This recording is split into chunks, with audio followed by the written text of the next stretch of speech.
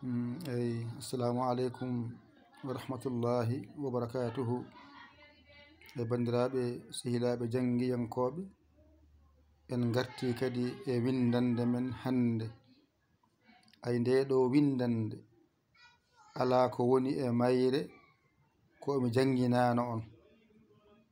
Ɗeɗo karfeje nogas e goo kanje fof aɗe mofti e nder fatiha gonɗo ɗono.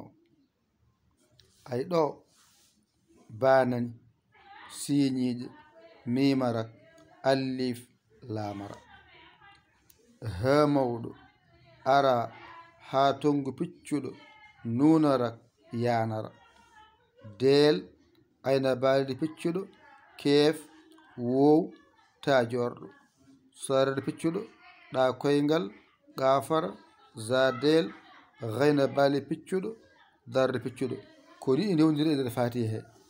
Ay ɗo ba o nani siñiije mimarak alif nani e lam ha saqiru nani ara nani nunurak o nani onaji ha tongu nani nunurak arti ha ɗo del nani onaji delde ari ɗo ayna bali nan ɗo on ji garɗa ɗo ay kef nani o nani ona jiide ay ɗo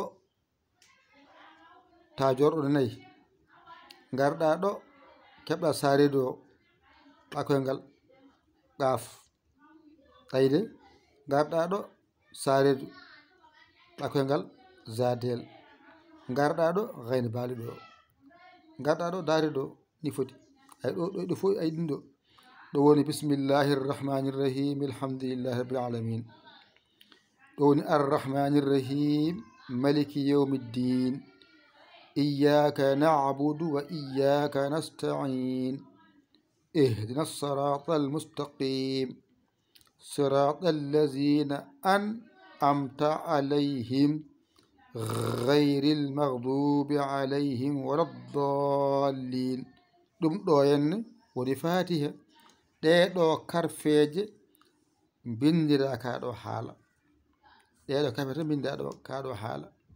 Joni noon ɗeɗo karfeje koɗe jeeɗiɗi ɗe ngala e fatiha woni fa jorɗo jatongu piccuɗo sintode piccuɗo suni endu